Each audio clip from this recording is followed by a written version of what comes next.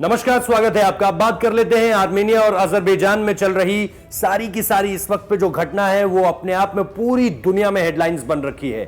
तो इन सारी चीजों के बीच 10 दिन पूरे हो चुके हैं, 11वां दिन आज है, लेकिन इन सारी चीजों के बीच एक जो महत्वपूर्ण शब्दावली निकलकर सामने आई है वो है क्लस्टर बम। अब आर्मेनिया का जो आरोप है अजरबैजान के ऊपर वो ये कि अजरबैजान जो है वो उनके ऊपर क्लस्टर बमों की वर्षा कर रहा है। अब दरअसल क्लस्टर बम होते क्या हैं, इनका इंपैक्ट क्या होता है, ये किस तरह से जो है वो तबाही मचाते हैं और किस रेंज में तबाही मचाते हैं, वो सारी बातें आप लोगों को बताएंगे। लेकिन फिलहाल जो बड़ी चीज निकल कर आ रही है वो ये कि रिहायशी इलाकों में ये बॉम्बार्डिंग हुई है और रिहायशी इलाकों में बॉम्बार्डिंग के बाद जो दुनिया के अलग अलग देश हैं वो मुखर हो गए इस पूरे के पूरे मुद्दे पर, क्योंकि ये कभी भी युद्ध की गाइडलाइंस में नहीं सामने निकल कर आता है कि आप रिहायशी इलाकों में बॉम्बार्डिंग करेंगे और खासतौर पे क्लस्टर बम गिराएंगे। अब दरअसल क्लस्टर बम क्या होते हैं? क्लस्टर बम जो है वो एक छोटे छोटे बमों का बना हुआ एक बड़ा समूह होता है, जिसे एक गुच्छा आप कह सकते हैं। और ये क्लस्टर बम जो है वो एक जो बॉम्बिंग होती है उससे अलग अलग छोटे छोटे बम गिरते हैं और ये अलग अलग जगहों पर फैलते हैं। जब ये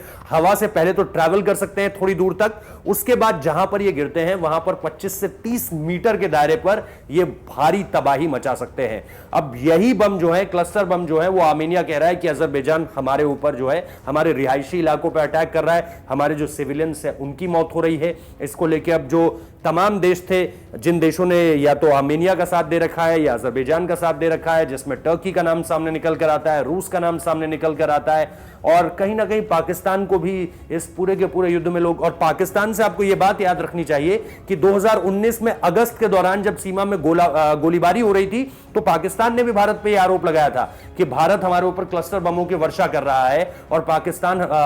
भारत हमारे ऊपर क्लस्टर बम से हमला कर सकता है। लेकिन भारत ने इसे नकारा था और उसके बाद सारी की सारी बात सामने निकल कर आ गई थी कि पाकिस्तान कैसे सिर्फ माहौल बना रहा है। तो ये सारी की सारी चीजें इस वक्त पे बहुत ज्यादा जो हेडलाइन है वो कैप्चर कर रही है पूरी दुनिया में। हालांकि दुनिया की बड़ी रिपोर्ट्स को अगर आप पढ़ें, दुनिया भर के बड़े बड़े अखबारों को पढ़ें या दुनिया के बड़े बड़े विशेषज्ञों को सुने,